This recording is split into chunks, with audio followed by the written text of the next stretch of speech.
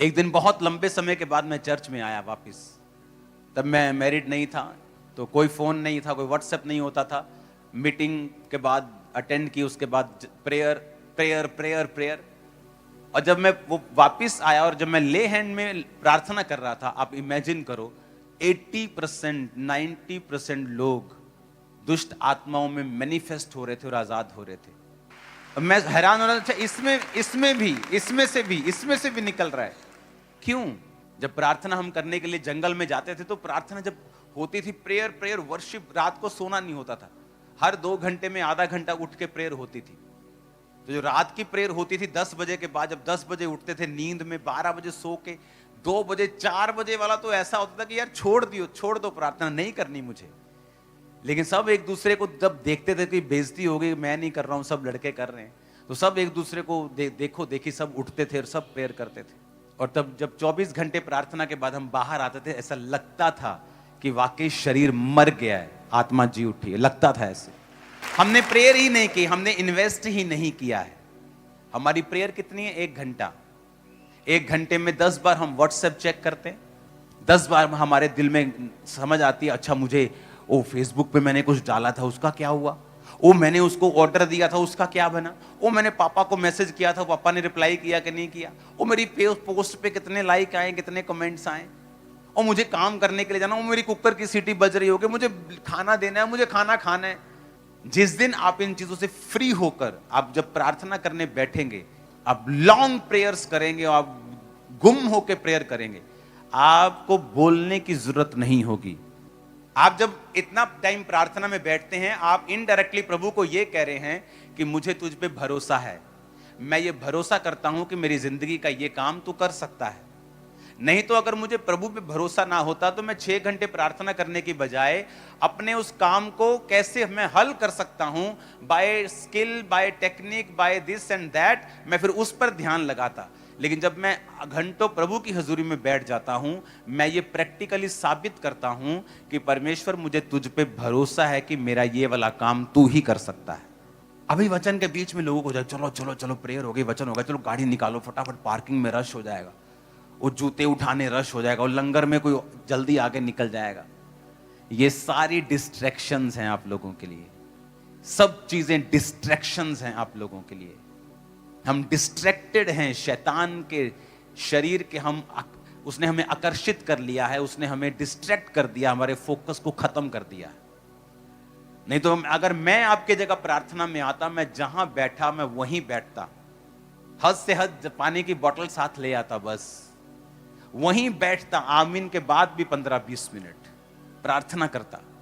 जहां मैं meeting attend करता था, वो प्रार्थना सुबह 7 बजे शुरू होती थी, रात के 8 बजे खत्म होती थी। बीच में थोड़ा सा ब्रेक मिलता था, लंच ब्रेक, तो उस टाइम 1 घंटा लंच करके वापस उसी सीट पर हम बैठते थे आके। कभी टांग इधर करके बैठना पड़ता था, कभी इधर करके बैठना, थक जाता था, शरीर थकता था। 12 घंटे मीटिंग, शरीर की बस हो जाती थी। लेकिन उसके बाद जो शैतान की बस होती थी, वो शानदार था। अपनी लाइफ में मैंने वही लोग कामयाब होते देखे हैं जिन्होंने परमेश्वर के ऊपर आस रखी है, भरोसा रखा है, प्रेयर की हैं। याकूब 1 उसकी 2 आयत में लिखा है, हे मेरे भाइयों, जब तुम नाना प्रकार की परीक्षाओं में पड़ो तो इसको पूरे आनंद की बात समझो। अपने पड़ोसी को बोलो जब तू दुखी हो, परीक्षा में हो, तो इसे आनंद की बात समझना है। अब जब मैं बाइबल को पढ़ता हूं और बाइबल की जो व्याख्या है इस वचन की, मैं वो आपके लिए जब पढ़ता हूं, तो उसमें एक चीज आपको समझ आती है कि ये किस परीक्षा की परमेश्वर बात कर रहे हैं। इसमें लिखा है कि जो शब्द परीक्षा है, ये ग्रीक शब्द पैरासमोई से निकला है, जिसका अर्थ है संसार और शैतान की ओर से सताव और कष्ट। विश्वासी को इन सताव और कष्टों का आनंद पूर्वक सामना करना चाहिए, क्योंकि परीक्षा से धीरज और सिद्ध किया हुआ चरित्र और परिपक्व आशा उत्पन्न होती है। याकूब इन परीक्षाओं और कठिनाइयों को विश्वास का परखा जाना कहता है। कई बार एक विश्वासी के जीवन में परीक्षाएं इसलिए आती हैं कि परीक्षा उसके विश्वास की ईमानदारी को परख सके, धर्म ग्रंथ में कहीं भी इस बात की शिक्षा नहीं है कि कठिनाइयां इस बात का संकेत हैं कि परमेश्वर हमारी जिंदगी से खुश नहीं है। वो इस बात का संकेत हैं कि परमेश्वर इस बात को मान्यता देता है कि हमारी उसके प्रति निश्चित प्रतिबद्धता है। 4 आयत में लिखा है, धीरज को अपना पूरा काम करने दो ताकि तुम पूरे और सिद्ध हो जाओ और तुम में किसी बात की घटी ना रहे। व्याख्या कहती है सिद्ध हो जाने का मतलब है ग्रीक भाषा में टेलियोस, जिसका मतलब है कि परमेश्वर के साथ ऐसा सही संबंध जो एक मन के साथ भक्ति, आज्ञाकारिता और निर्दोषता के साथ परमेश्वर को प्रेम करने के प्रयास में लगा रहता है और उसमें फल लाता है। शैतान की ओर से वो सताव होता है, कष्ट होता है, और संसार की ओर से भी होता है। तो परमेश्वर ने कहा कि ये परीक्षाएं इसीलिए आती हैं कि वो परमेश्वर हमारी ईमानदारी को परख सके। वो लोगों को मैंने ऊपर जाते हुए नहीं देखा लाइफ में, जो बड़े बुद्धिमान थे, वचन की बड़ी नॉलेज थी। मैंने उनको जाते हुए देखा है जिन्होंने अपनी परीक्षाओं में परमेश्वर को छोड़ा नहीं है, जिन्होंने प्रेम के साथ परमेश्वर को और प्यार करने में फल लाए हैं, जिन्होंने जोर लगाया है इस बात में कि मुझे अगर परीक्षा है, दुख है, तो भी मैं परमेश्वर से मुड़ूंगा नहीं। कई बार आपकी फैमिली से आपकी फाइट होती है। वो कहते कौन सा मेला देखने जाती, तो कौन सी चर्च है 8 घंटे में, सुबह तू निकलती है 4 बजे, रात को 8 बजे वापस आती है, क्या तमाशा लगा रखा है तू, कौन सी चर्च है, 16 घंटे तू घर से बाहर रहती, कौन सा मेला देखने जाती। और वो मेला देखने जब वो खुद आया तो वाइफ से भी ज्यादा मेला देखने आ गया फिर। हालेलुया। उसने कहा कि अगर तुम्हारे जीवन में सताव है और कष्ट है तो परमेश्वर तुम्हारी ईमानदारी को परख रहा है। मैंने देखा है वो लोगों ने परमेश्वर से बेहतर जीवन पाया है जिन्होंने अपने दुखों में परमेश्वर को छोड़ा नहीं। आपका विश्वासी, आपके परिवार में कोई विश्वास नहीं करता, आपकी उससे फाइट होती है। वो कहते हैं अगर तेरा परमेश्वर सच्चा है तो बीमार क्यों है तू, तेरी चर्च तो लोगों को हील करती है, तेरी चर्च तो लोगों को छुड़ाती है, तेरा परमेश्वर तो लोगों को आजाद करता है, फाइनेंशियली ब्लेस करता है, पर तू गरीब है, तू बीमार है, तू परीक्षाओं में गुजर रहा है, तेरा परमेश्वर कहां है। अब आप उस परीक्षा के कारण परमेश्वर से दूर होंगे या सब कुछ इग्नोर करके परमेश्वर को पहने रखेंगे, उसके पास रहेंगे। अगर आप ऐसे विश्वासी हैं तो ही आप चलेंगे, नहीं तो नहीं चलेंगे। फिर उसने 13 आयत में लिखा, जब किसी की परीक्षा हो वो ना कहे कि मेरी परीक्षा प्रभु की ओर से होती है। अब ये और बात कर रहा है, ये परीक्षा वो परीक्षा नहीं है जो शैतान के सताव के कारण आई। ये वो परीक्षा है जो विश्वासी अपनी ही अभिलाषा से खींचकर और फंसकर परीक्षा में पड़ता है। 15 आयत में लिखा, फिर अभिलाषा गर्भवती होकर पाप को जनती है, पाप बढ़ जाता है तो मृत्यु को उत्पन्न करता है। हे मेरे प्रिय भाइयों, धोखा ना खाओ। ऐसा फिर नहीं है कि आप चोरी कर लें और आप कहें कि परमेश्वर मेरी परीक्षा कर रहा है। लिखा, बुरी बातों से परमेश्वर आपकी परीक्षा नहीं करता है। इन चोरियों से, व्यभिचार से, इन चीजों से आपको बच के रहना है, क्योंकि वो परमेश्वर की ओर से परीक्षा नहीं है, वो शैतान चाहता है आप उसमें फंसें।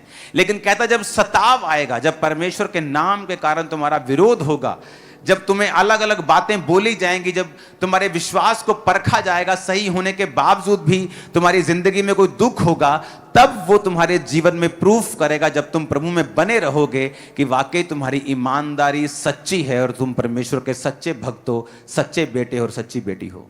तब मालूम नहीं होगा जब तुम हालेलुया बोलते हो, या तुमने एक भी संडे मिस नहीं किया है, या तुम टाइटर हो। ये तब मालूम होगा जब दुखों में भी तुमने परमेश्वर को छोड़ा नहीं है, कि तुम्हारी लाइफ में कुछ भी हो जाए तुम्हारा स्टैंड वही है, तुम्हारा परमेश्वर वही है।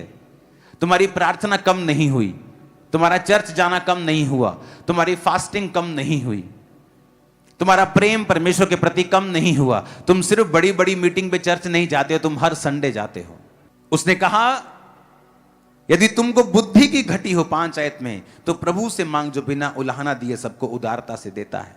उसने क्यों बुद्धि की बात यहां पे की है?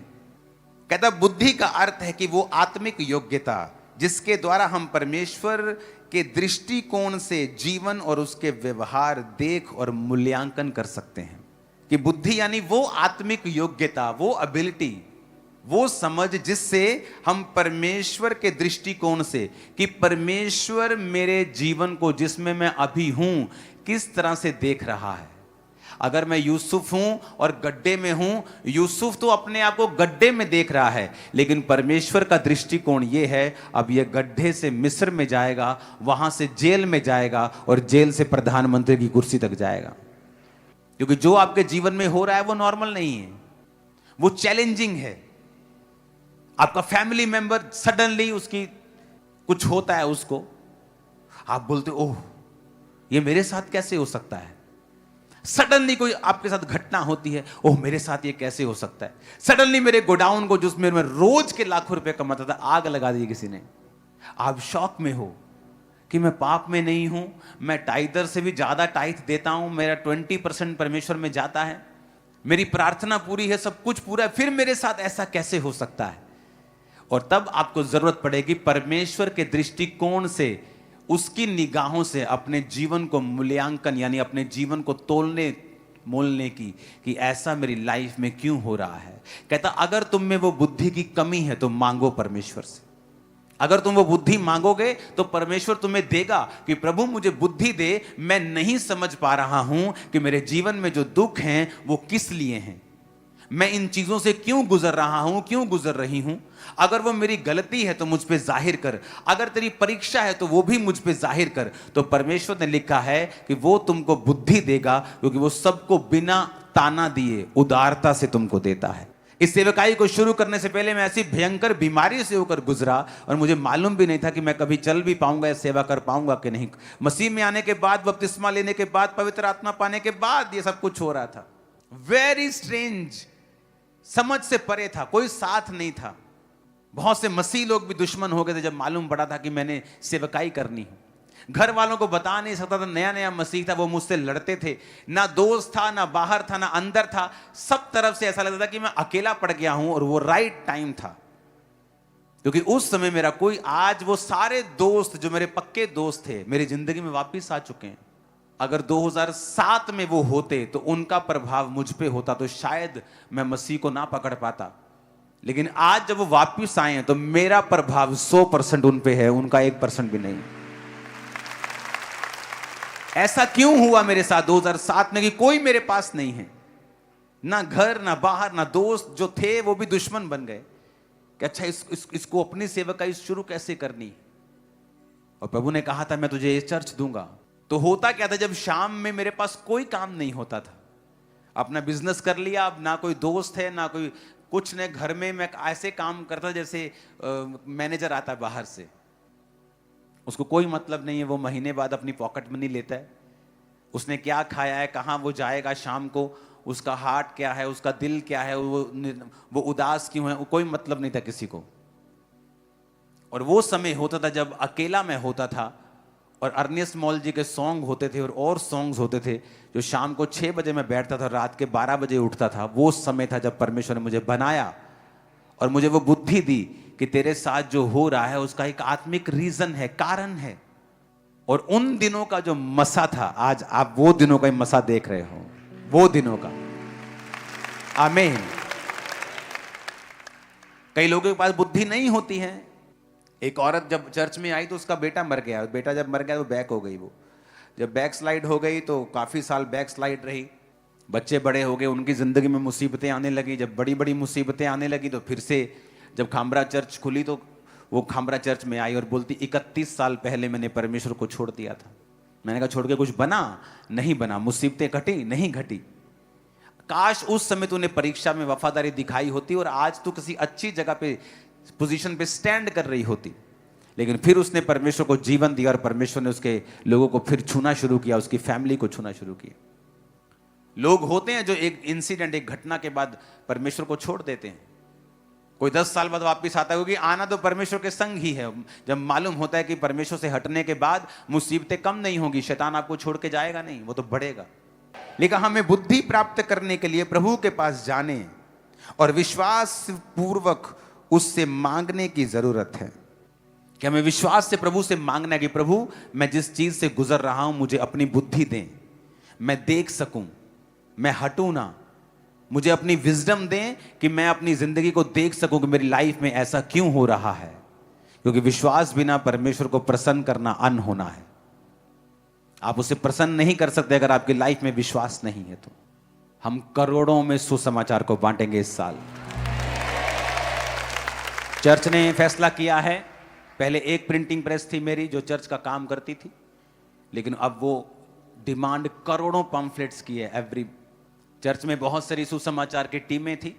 बहुत जल्दी मैं आपको बुलाऊंगा जिन लोगों ने चर्च में आकर सुसमाचार टीम का जो हिस्सा बने हैं, मैं आपके साथ जल्दी मीटिंग करूंगा, खाना खाएंगे इकट्ठे हम एक दिन। अब सोच रहे हैं सभी मैं क्यों नहीं आया।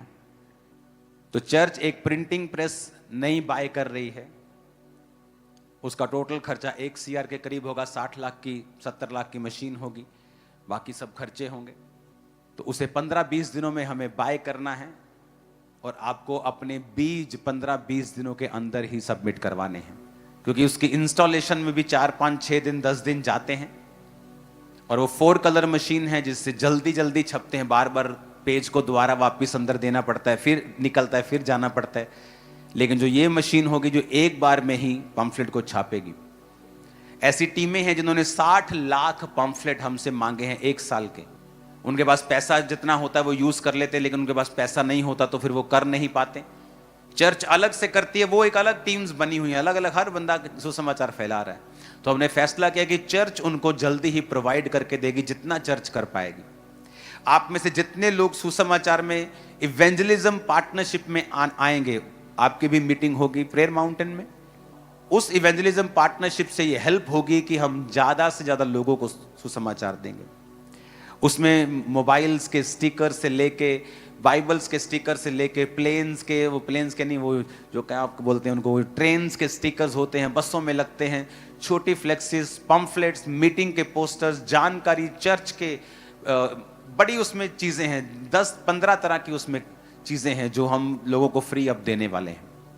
तो आपको प्रार्थना भी करनी है, क्योंकि इस साल सुसमाचार बाय करने के लिए आपको अपना नाम जरूर लिखवाना है कि मैं उसमें अपने हिस्से को देना चाहता हूं। क्योंकि चर्च के और भी काम हैं रेगुलरली जो चल रहे हैं और बड़ी रीति के साथ चल रहे हैं।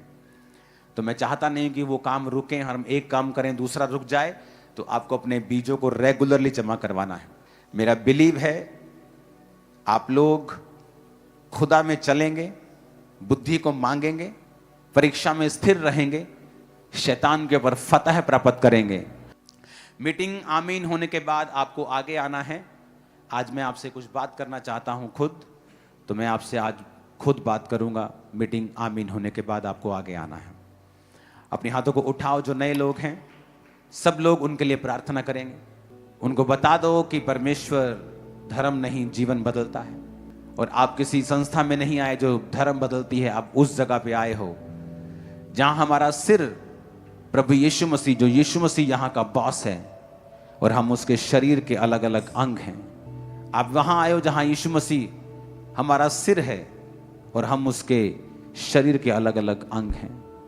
मैं इस परिवार में आपका स्वागत करता हूं। जो नए लोग आज आए हैं, खुदावंद उन्हें ब्लेस करे, उनकी दिक्कतों को, परेशानियों को दूर करे और अपना आप उन पर जाहिर करे। जो नए लोग हैं वो मीटिंग आमीन होने के बाद आगे आ जाएंगे और आपको एक एक गिफ्ट होगा और मैं आपसे पर्सनली आज बात करूंगा। अपने हाथों को उठाओ प्रभु भोज के साथ, अपने माथे से लगा लो प्रभु भोज को और खुदा से कहो, परमेश्वर आज मैं सारे गुनाहों की माफी मांगता हूं।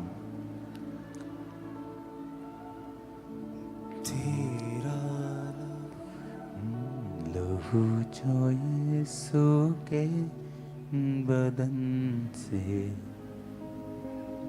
माथे से लगा प्रभु भोज को और कहो मैं माफी मांगता हूं, दोबारा ना दोहराने का वायदा करता हूं। माथे से लगाओ प्रभु भोज को।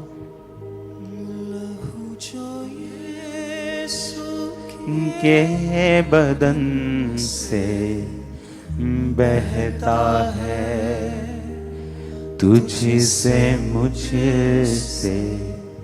कहता है। लहू जो यीशु के बदन से बहता है, तुझसे मुझसे कहता है, बहा मैं तेरी शिफा को, बहा मैं तेरी शिफा को, बहा मैं तेरी शिफा को,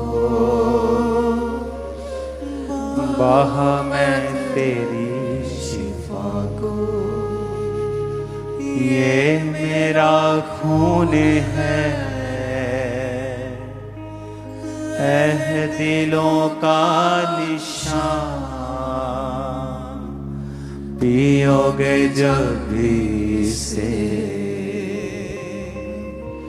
होगा जीवन नया,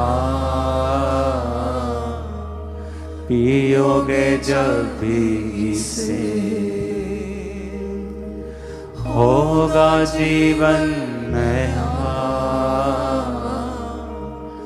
जहान के गुनाह जो आप उठाता है, तुझसे मुझसे कहता है। माथे से लगाओ, खुदा बाप तेरा शरीर आज हम लें, दोबारा किसी गलती को ना दोहराने का वायदा करके, और जितने इस शरीर को लें खुदाबंद, तेरा जीवन उनमें आए, तेरी चंगाई उनमें आए।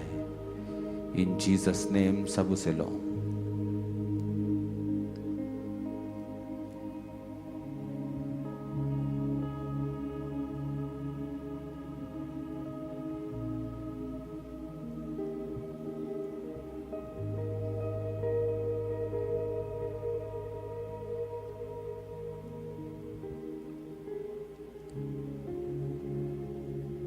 उस जूस की बोतल को खोलो और कहो, ये तेरा लहू जो मेरे लिए बहाया गया, मैं इसे लेता हूं।